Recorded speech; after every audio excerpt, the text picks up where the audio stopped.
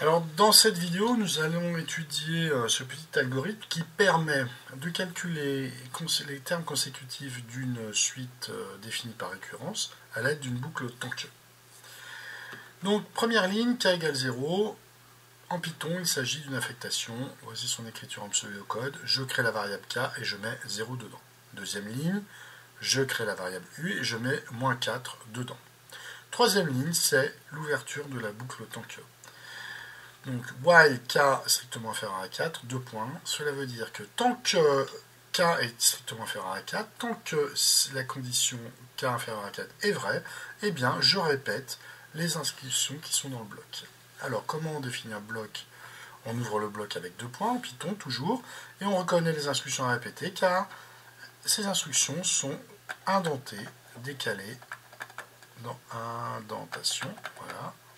Je vous rappelle que l'indentation ne se fait pas avec des espaces, mais avec des tabulations qui sont obtenues par la touche qui est au-dessus du verrouillage des majuscules à gauche de votre clavier. Donc, quelles sont ces instructions? Eh bien, vous voyez ici, c'est à la fois un calcul, je prends la valeur courante de k, je rajoute 1 et je remets dans k. Au final, c'est ce qu'on appelle une incrémentation, c'est-à-dire que je vais augmenter k de 1. Ici, eh bien, c'est un calcul.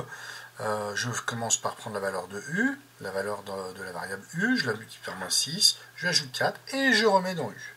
Très bien. On voit bien que la fin de boucle est toujours marquée en Python par le retour à la ligne.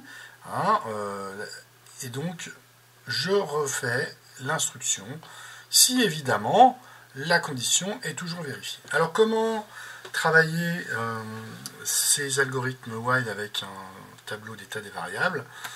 Je vous rappelle que pour faire tourner un algorithme à la main, c'est très simple. On va étudier comme l'ordinateur fait, avec les variables, on va faire évoluer nos variables au cours du temps avec les instructions. Donc, première ligne, k égale 0, c'est une affectation.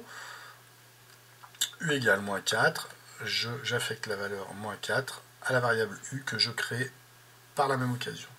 Ici, j'examine k inférieur à 4. Est-ce que k est inférieur à 4, -4 est inférieur à 4.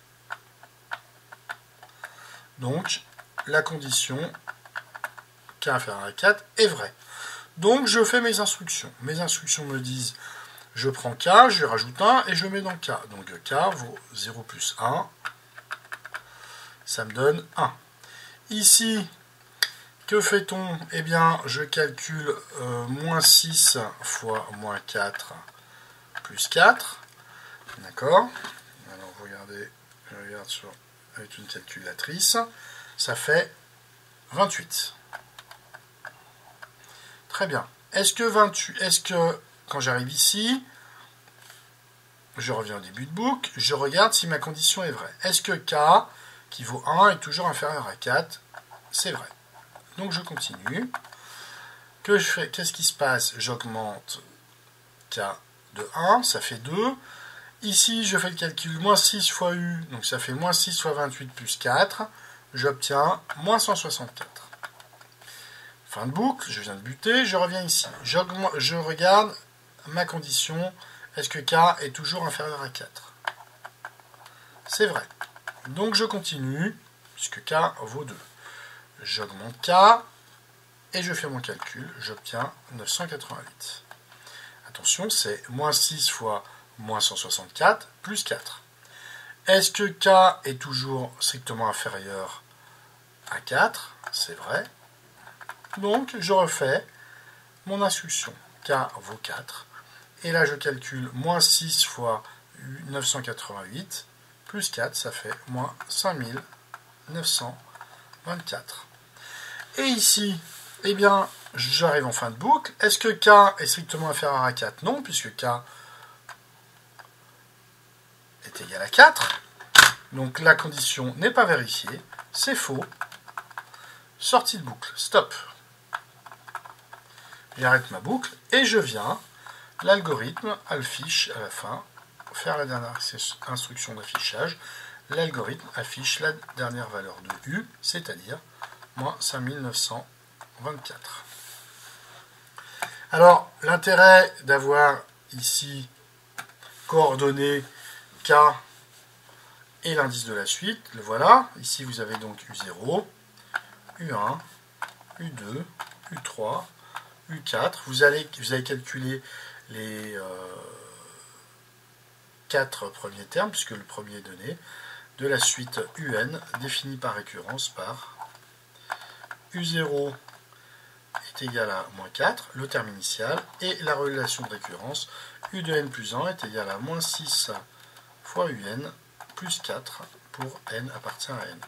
Alors qu'est-ce que veut dire cette relation de récurrence? Je vous le rappelle. Eh bien, vous prenez le terme courant, vous pliez par moins 6, vous rajoutez 4, et vous obtenez le terme suivant. Alors, faisons tourner cet algorithme sur Python, donc toujours pareil, hein, le voilà.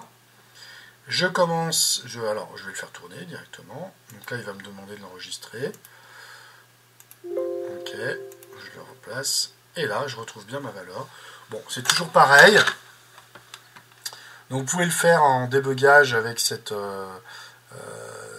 petit scarabée. On va le faire si vous voulez. Vous voyez, et la touche F7. Donc là, K égale 0.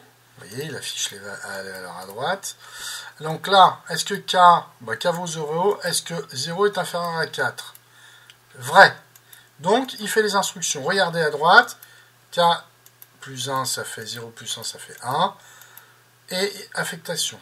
Là, moins 6, U vaut moins 4, donc ça va moins 6 fois moins 4, etc. Voilà, 28.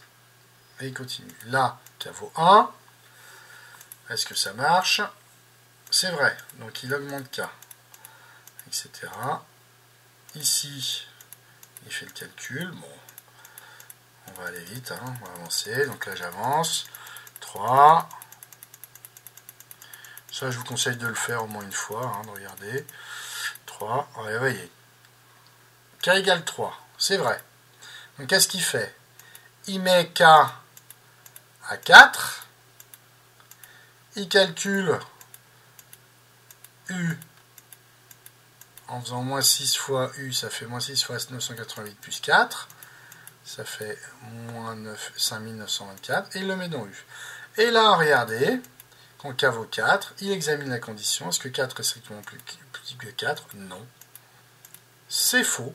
Donc, il sort de la boucle while et il affiche la dernière valeur. Très bien. Alors, toujours pareil, comme avec la boucle for. Si vous décalez le print, ça veut dire que vous allez afficher U à chaque fois. Donc là, vous voyez, j'affiche toutes les valeurs. Et on peut même coordonner avec l'affichage du K, puisque l'indice de boucle, l'indice de le rang de la suite et le compteur est coordonné avec l'indice de la suite. Et vous avez un affichage de U1, U2, U3, U4. D'accord? Donc voilà pour cette petite vidéo.